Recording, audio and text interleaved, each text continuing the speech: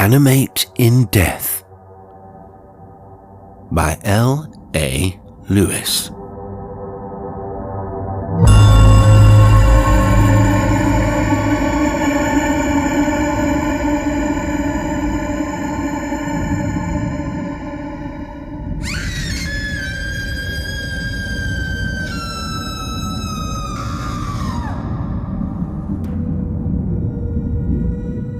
When Eyston's old schoolfellow, Raymond Carey, wrote asking him to spend a long fishing holiday on his newly constructed houseboat in Norfolk, the middle-aged journalist accepted the invitation with alacrity, little dreaming what lay behind it.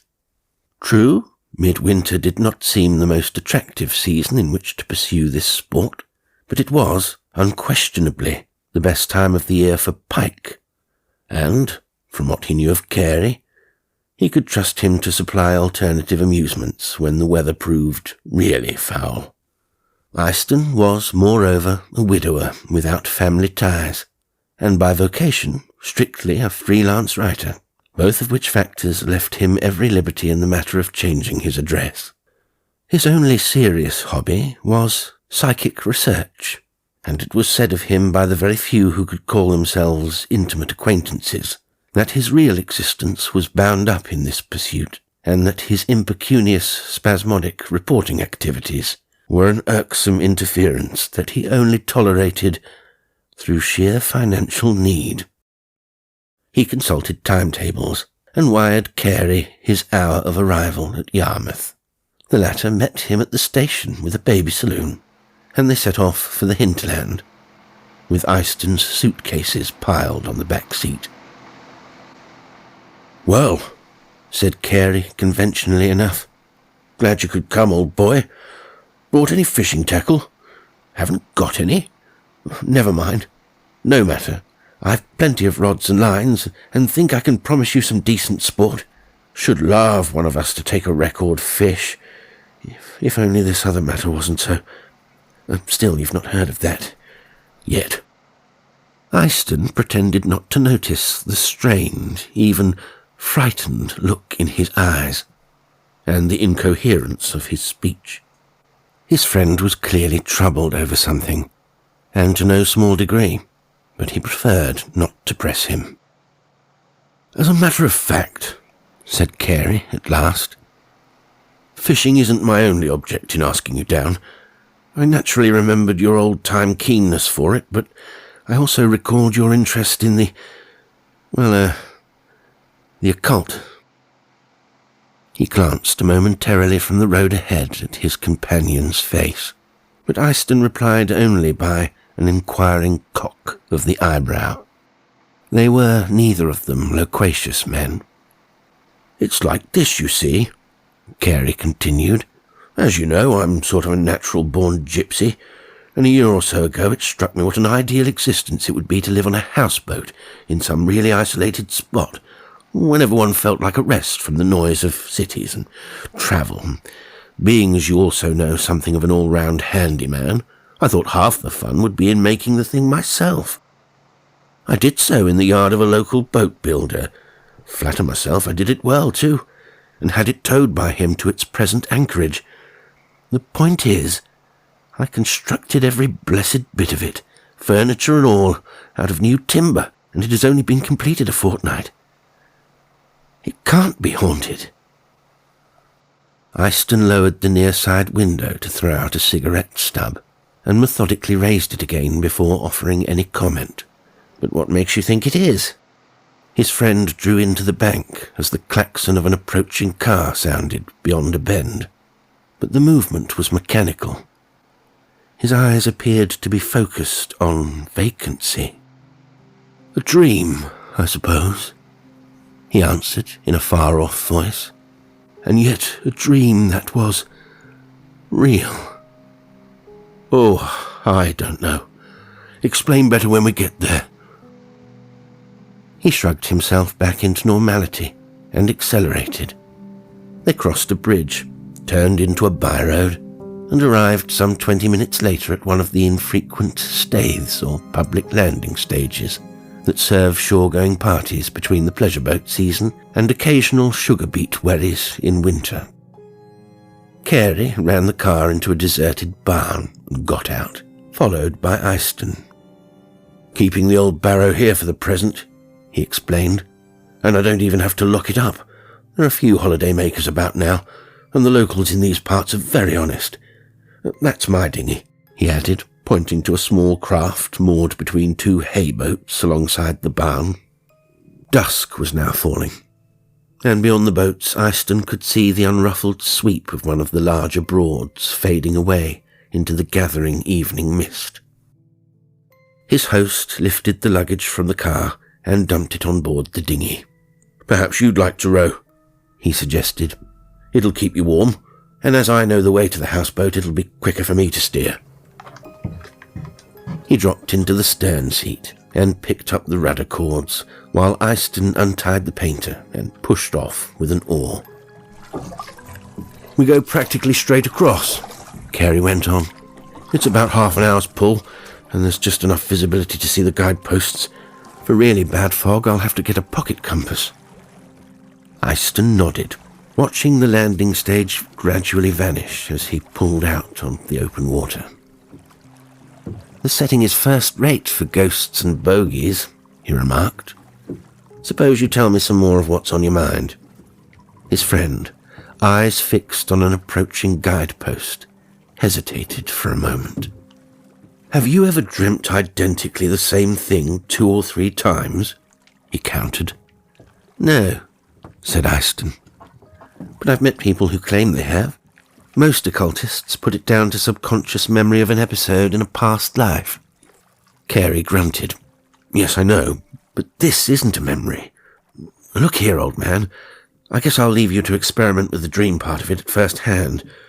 There is, though, a story concerning this water, which I will tell you now because I honestly believe the two things are connected. Sometime last July, I was at work on the houseboat then and read of it in the local press. 2 girls were camping out on the Broads in a skiff fitted with an awning. They must have made a pretty comprehensive tour, for their craft, an unusual one in these parts, was noticed from time to time in various districts.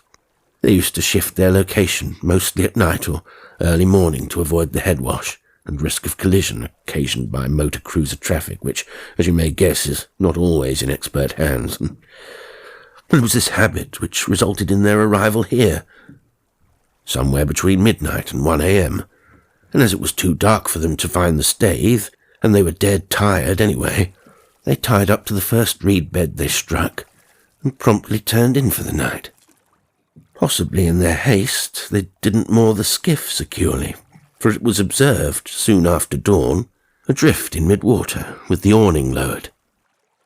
The Staithe keeper went out in a boat to rouse the occupants and bring them inshore, and found one girl fast asleep, and the other missing. He naturally supposed the second girl had landed somewhere, until her half-awakened companion suddenly aroused herself and asked him in some excitement where she was. The Staithe keeper suggested that she might have gone ashore in the night without awakening her, and that the boat had happened to break adrift at that particular period. But when, after a whole day's search, involving inquiries on all other craft moored in the vicinity, the missing girl failed to show up, it was taken for granted that she had fallen overboard in her sleep and caused the boat to come adrift. How this could have happened without the shipping of any water aboard the lightly balanced skiff and disturbing her friend was by no means clear, but the other girl was so genuinely distressed that no suspicion of foul play on her part was entertained, and she was finally established at a local inn, having refused to remain on the skiff alone, while a more exhaustive search was organised. To make my ending brief, the missing girl never has been found, despite the use of dragnets and the voluntary help of hundreds of holidaymakers who swam over the entire Broad, exploring the bottom as they went. An easy matter, as the depth is only 4 or 5 feet. Eyston rode on in silence for several minutes. In any discussion of this nature, he always tried to maintain an attitude of impartial receptiveness, as from experience he had found that too many queries and promptings sometimes suggested ideas to the other person's mind and confused his statement of facts. He observed, finally, when it became obvious that Carey did not mean to continue, "I used to know all this water pretty well, and to my recollection, the mud is both soft and deep. That could easily account for not recovering a body." "Mud be damned," was the irritable reply, followed by a contrite apology. "Oh, sorry, old boy. Rude of me. But you don't know what I've been through. 4 times in 10 days. Every time I've slept in that top bunk. The corpse thing has been my night-long companion. A hideously decayed yet living body. Gesturing to me. Supplicating. Swimming." "Steady," warned Eyston as they ploughed on through the darkening mist. "If this show is jarring your nerves like that, you'd best quit. In the meantime, you've got me interested, and I want to smell around. We can stay up all night if you like. I suppose you've got some food and beer on board?"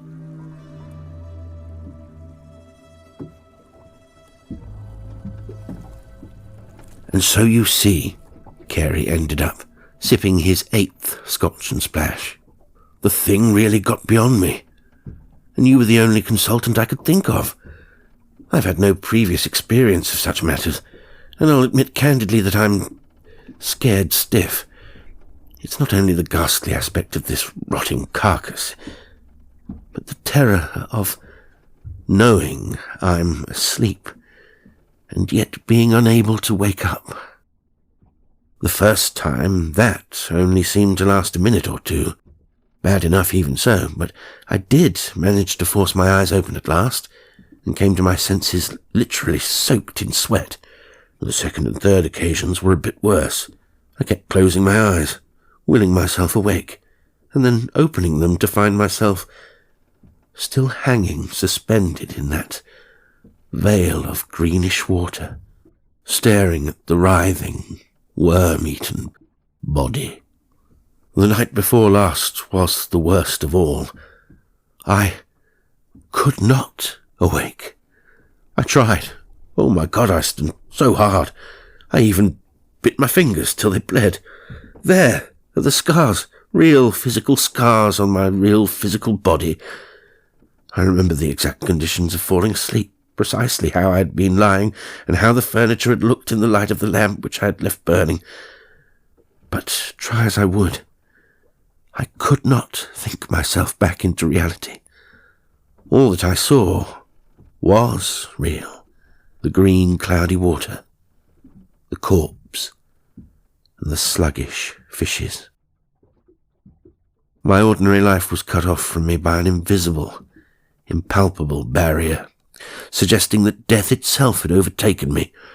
It was not until the body's rotting lips opened as though to speak, and an eel swam out, that I awoke out of that horrible sleep. I fainted then, for the first time in my life, or, if you like, dreamed that I fainted, and came to lying just where your chair is on the cabin floor. Thank God it was then daylight. This is the first time I've been back since. I wrote you at once, and stayed last night in Yarmouth. Eyston removed his pipe, and tapped his teeth thoughtfully with the stem, his features grave. "The exact conditions you've described," he said, soberly, "are quite new to me, but by a sort of intuition that often helps me, I've a hazy idea of their cause.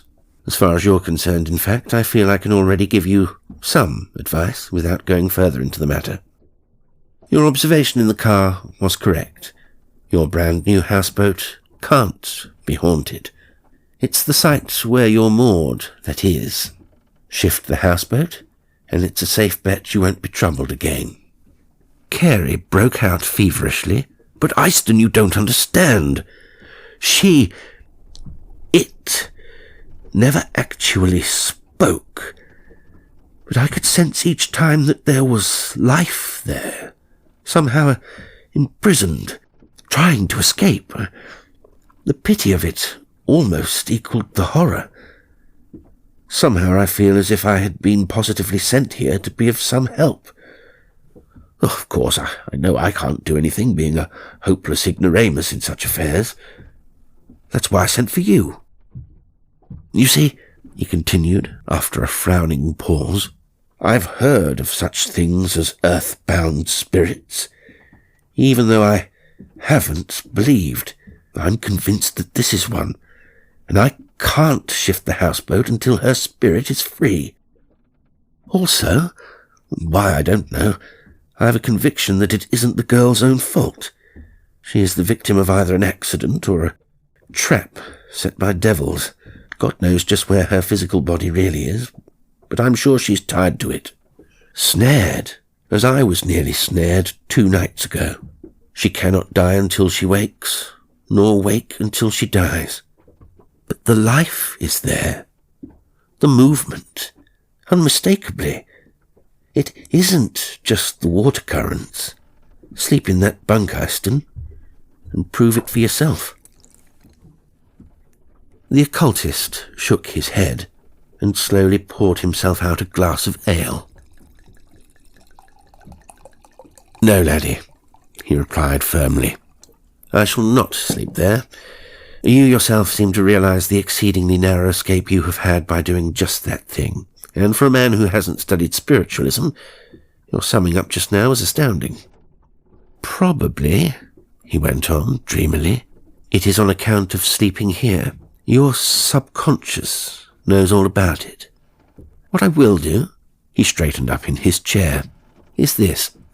We'll clear off now in the dinghy, motor to the nearest pub, and stay the night. Tomorrow, I won't promise, but I think we may perhaps settle the business. Carey demurred at first, insisting that they should pass the night in the houseboat, taking alternate watches, pleading for a séance to attempt communication with the missing girl, almost accusing his friend of cowardice. But Easton was obdurate. Natural sleep or mediumistic trance would be equally dangerous, he affirmed, if indulged in at this precise spot. Well, how do you suppose the girl disappeared in the first place? Then, at his host's mystified stare, never mind that now. Call it a dimensional overlap. And trust me till tomorrow.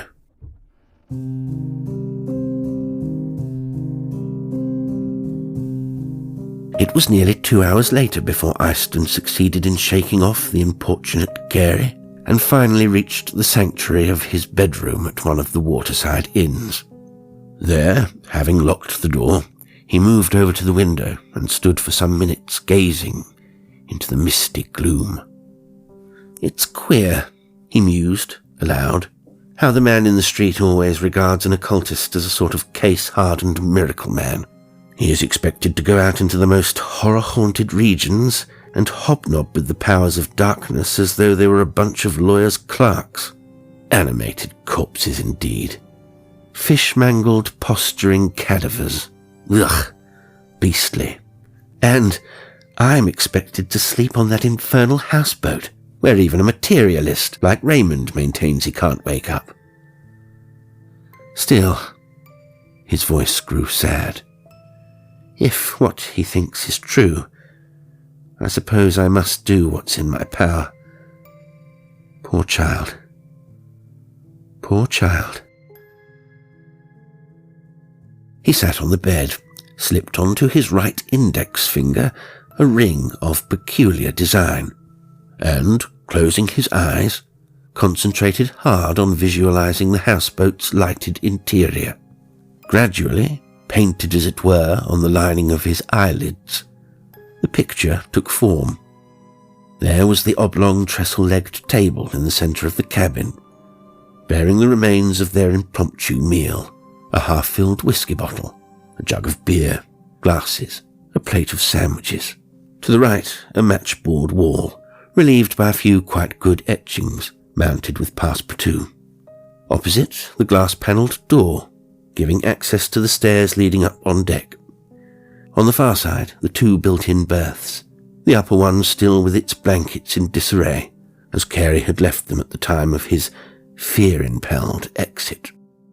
Eyston stretched out a hand, the one bearing the strangely wrought ring, and touched the table. It felt solid, real. He rapped on its surface, and the rough-cut deal responded with the sound of the knocks. The stone in his ring caught the light of the hanging lamp, and reflected it with a queer brownish glow, half lucent, half opaque. Eyston seated himself in one of the thrust-back chairs, and riveted his eyes on the ring, deliberately forcing from his mind all thoughts except his concentration upon it. The stone seemed to swell as surrounding objects grew less distinct, until it occupied the entire range of his vision. He unconsciously lowered his head, bringing his eyes still closer to it. The stone began to change colour.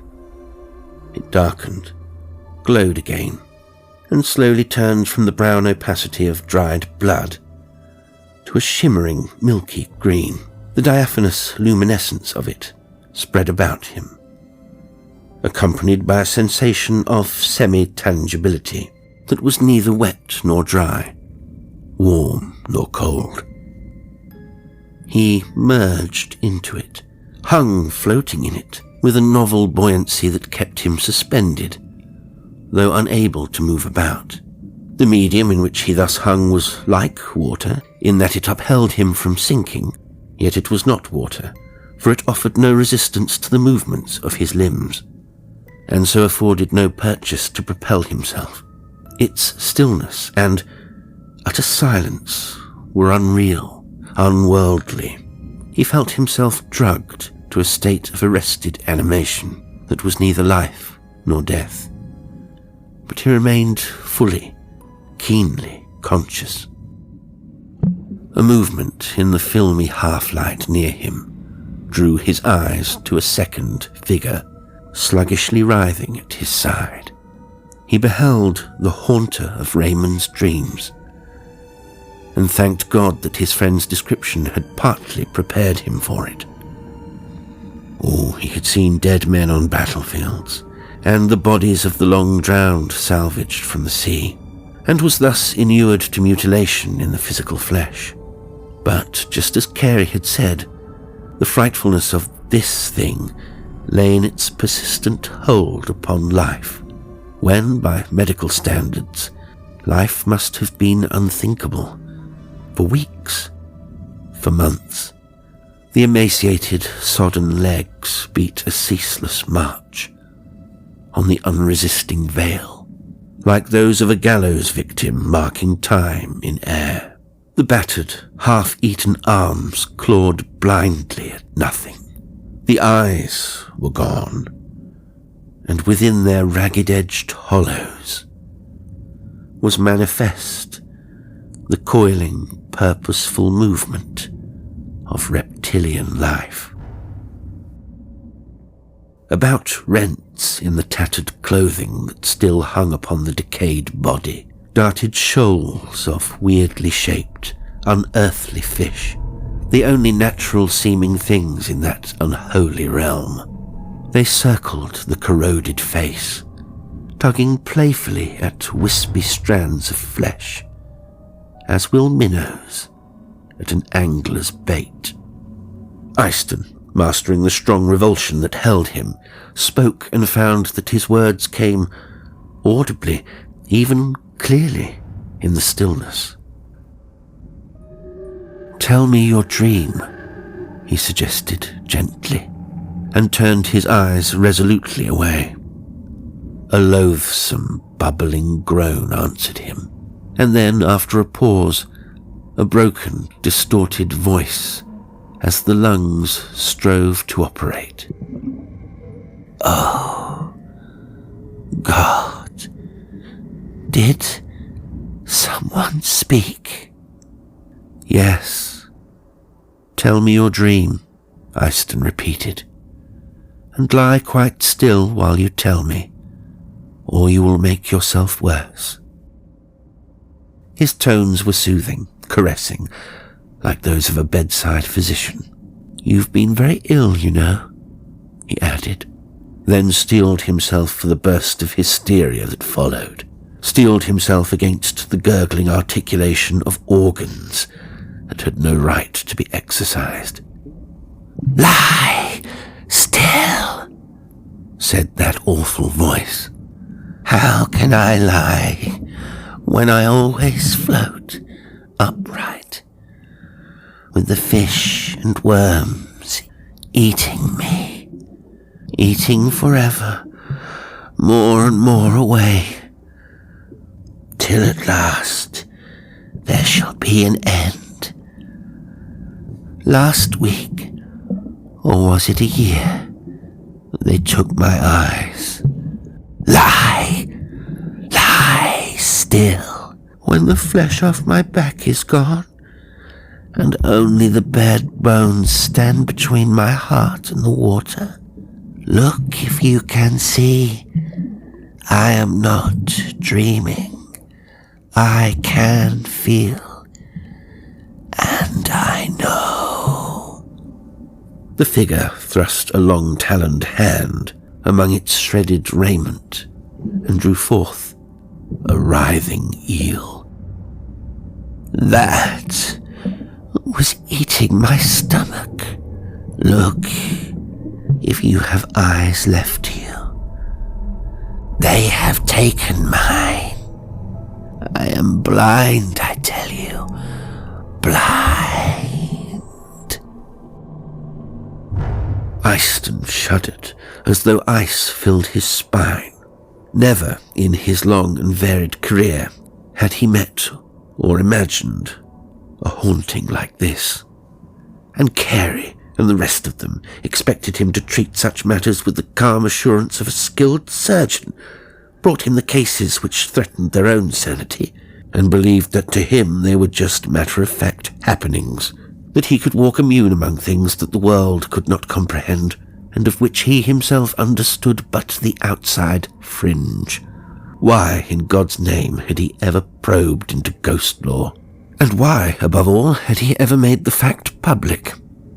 Still, sometimes people and things needed help. This thing, for instance, had it been man or woman when it was recognizable, needed it. He would do what he could. He waited for the paroxysm to subside and forced himself once more into the role of practitioner. "You must be calm," he insisted, "or your recovery will be retarded. While your body is safe in hospital, your mind remains in some nightmare you have experienced. As for thinking that fish have eaten your eyes, it is simply part of your delusion. Your treatment requires us to keep you for the present in a dark room." The positive assurance in his voice was not without effect upon the tormented, riddled corpse floating beside him. "Thank you, Doctor. I believe you," it managed with a hideous effort. "And I will try to tell you. But, this horrible feeling of fishes inside me." "Never mind the fishes," Eyston replied in soothing tones, marvelling at his own control of speech as he watched the foul things swim past, mouthing the fragments of their meal. "Well," began the corpse, "Florrie and I went to sleep on the skiff." "Oh," interrupting itself, "is she all right?" "Certainly. She will be allowed to see you tomorrow," lied Eyston.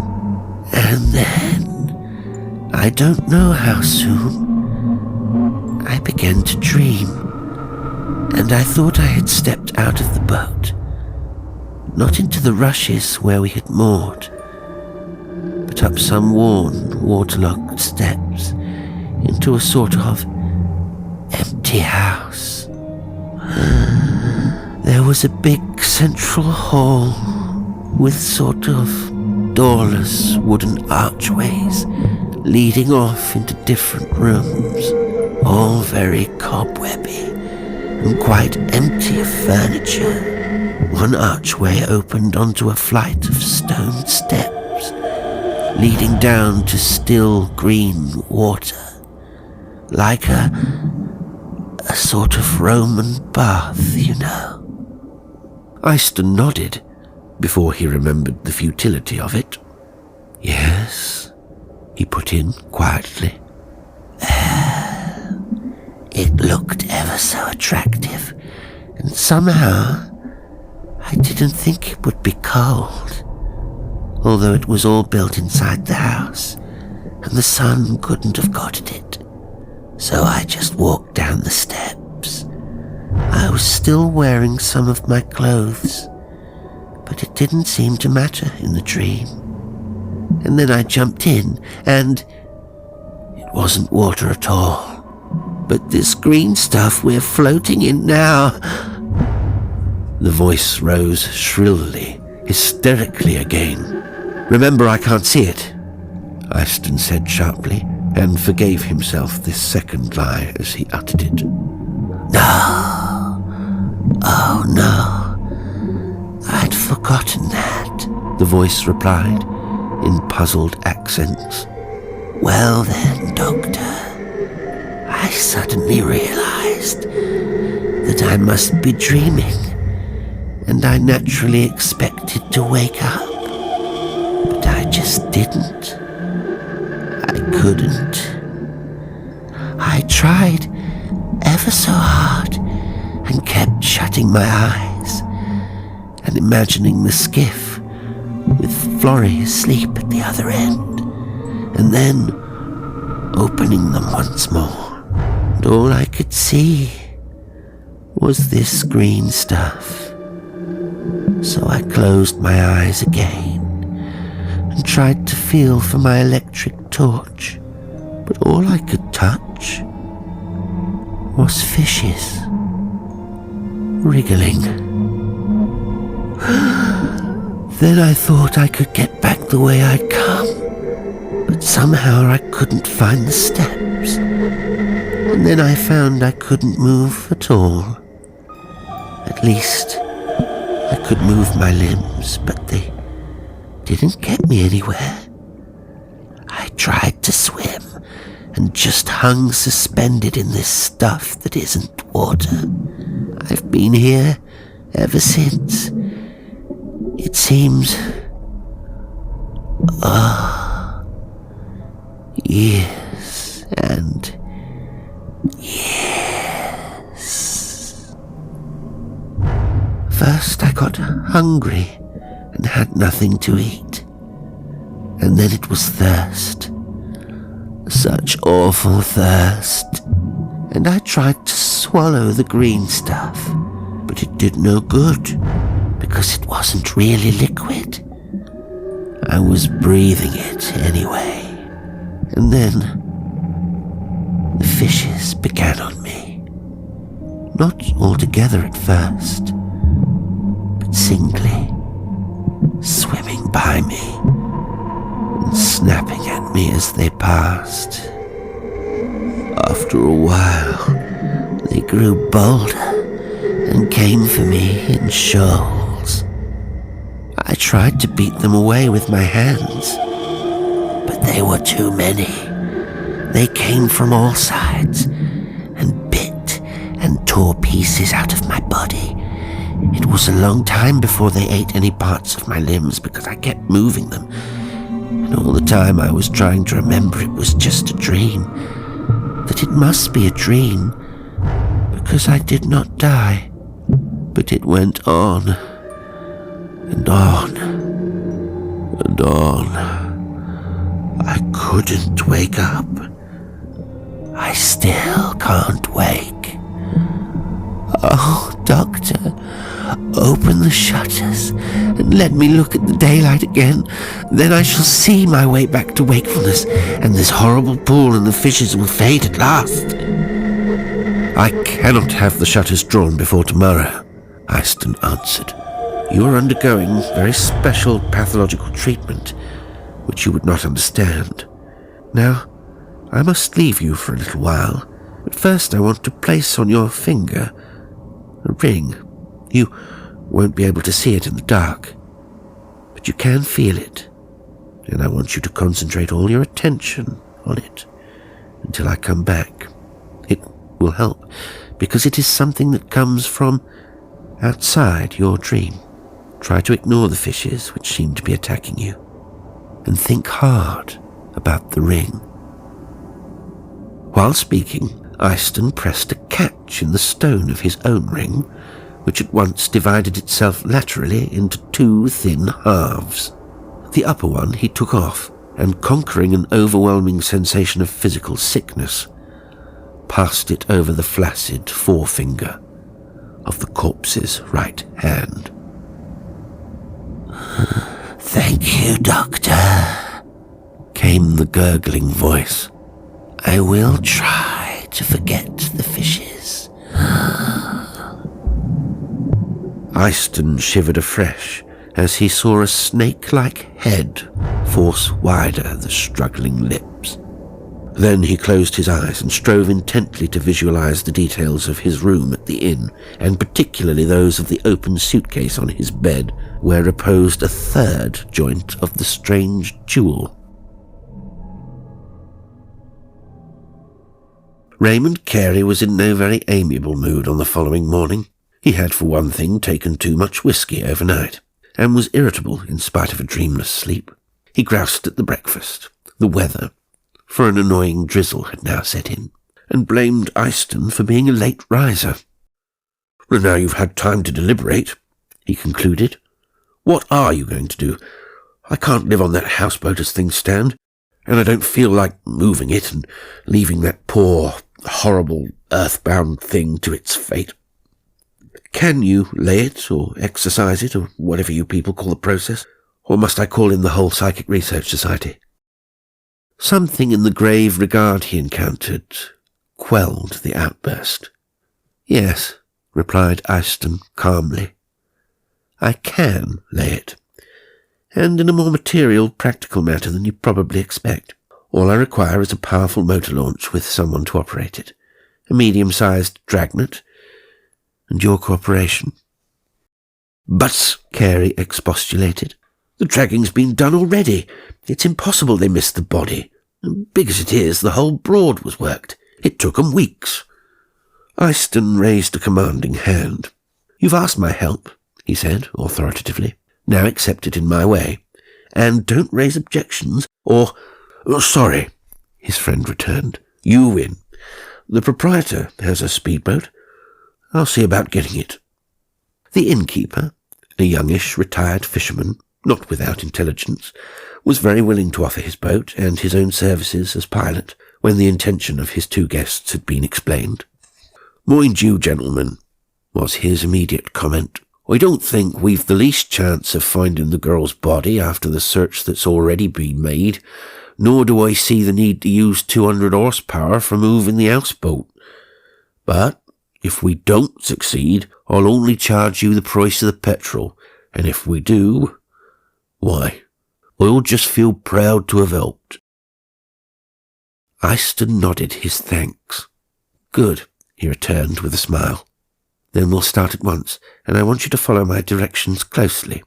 When we get there, Mr. Carey and I will board the houseboat and secure it to your craft with towing hawsers. We will then unlash it from its mooring posts, and in the meantime, you must keep your bows pointing to the open water and your engine idling. Watch me over your shoulder, and as soon as you see my left hand go up, push your throttle wide open and keep flat out for about 100 yards. You can then decelerate and stop in your own time." "Right, sir," the landlord replied briefly, and led the way down to his private wharf.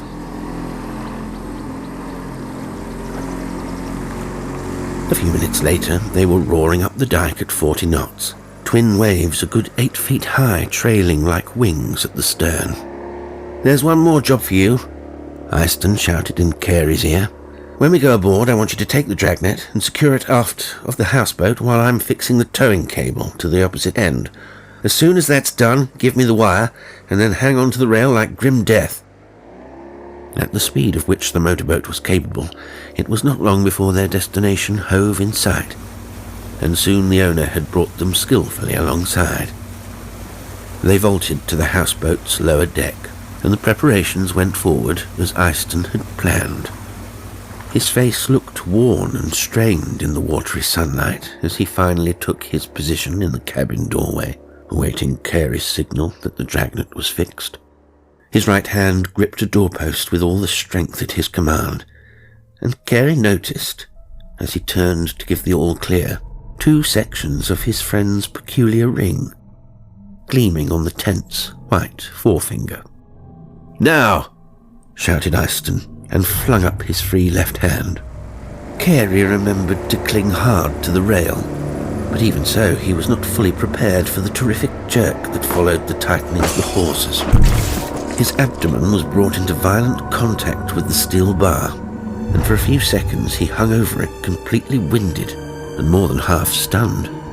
But even in that instant of pain and confusion, above the roar of the speedboat's engine, his ears seemed to catch the sound of 2 heavy thuds in the cabin behind him. The first, loud and definite, as if caused by the fall of a heavy man. The second, ill-defined and, somehow, he thought with a shiver, squelchy. "Yes," he whispered to himself as, still doubled up with pain, he slowly turned from the rail. It sounded like a sack of wet meal falling from the top bunk. The innkeeper was now slowing his engine, and its exhaust died to a gentle purr. Carey staggered towards the open door and gasped out, "Eyston, are you all right?" But there was no response. It was then that a nauseating stench of decay swept out of the cabin and seemed to strike him like a solid mass. Coming on top of the blow he had received, it was beyond his endurance. He was instantly and violently sick. Presently the landlord's voice from the now stationary speedboat penetrated his dulled senses, and he dimly saw him jump the rail and hurry across the deck. He had fallen on hands and knees when the nausea attacked him, and he now rolled over on his back. His half-closed eyes took in an expression of amazed horror on the man's face as he halted by the open doorway, and he managed to articulate, "Where's Eyston?" "I'll look, sir," the other replied shakily.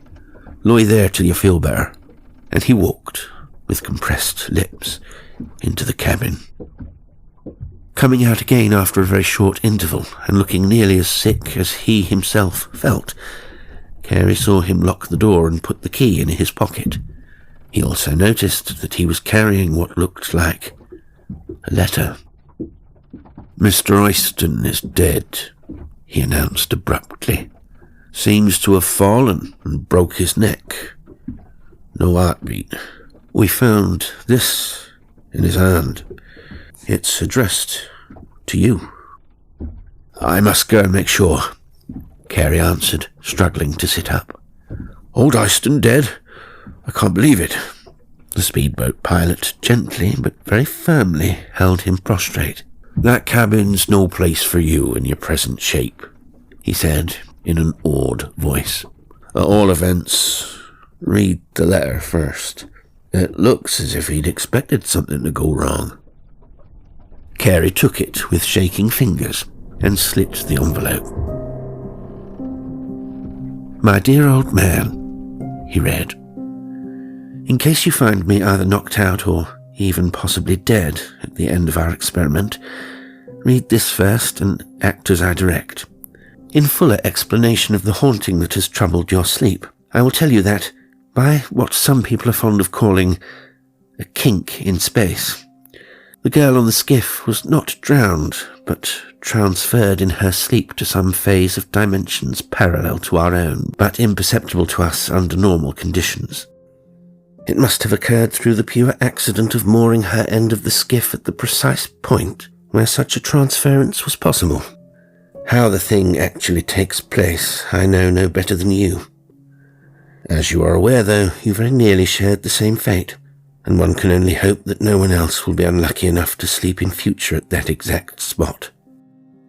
Because the body no longer occupied its natural sphere, the soul could not leave it, and you, after your own narrow escape, can well imagine the never-ending procession of horror to which that soul has been subjected.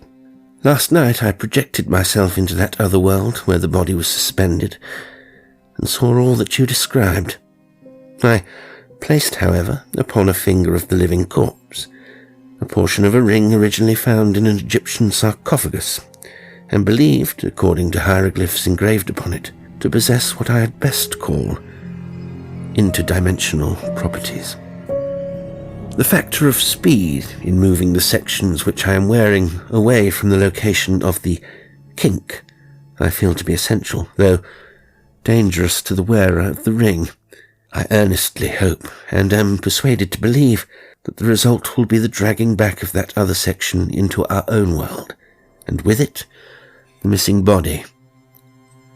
If this proves to be the case, and I am not in a fit state to deal with the situation, place the remains in the dragnet in order to simplify the explanation of their recovery. If this ends fatally for me, old fellow, try to console yourself with the knowledge that fate assigned me inevitably to a very stern duty. Yours ever, B. Eyston. Carey dropped the letter and lay gazing blankly upward for several minutes. "Mr. Desmond," he asked in a stronger voice, "what is in that cabin?" The landlord swallowed and looked away evasively. "Mr. Eyston dead, as I told you," he replied at last, "and lying across him, an almost fleshless body, pretty near a skeleton." He shuddered and fell silent, while Carey slowly struggled into a sitting posture. "You must have noticed that odd ring my friend was wearing," he said thoughtfully. "Did you happen to see if there was one like it on a finger of the skeleton?" The landlord shook his head. "There was no ring at all," he affirmed huskily. "But I must also tell you that the right forefinger of both Mr. Eyston and the other thing are missing." He hesitated once more, then added hurriedly, "I've only once seen a man with a hand mauled like Mr. Eyston's. His finger had been torn out by a giant pike."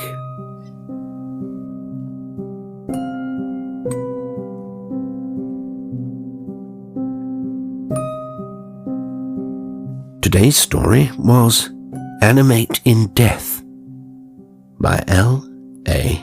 Lewis. It was read by Jasper Lestrange. I do hope you enjoyed it, and until next time, sweet dreams.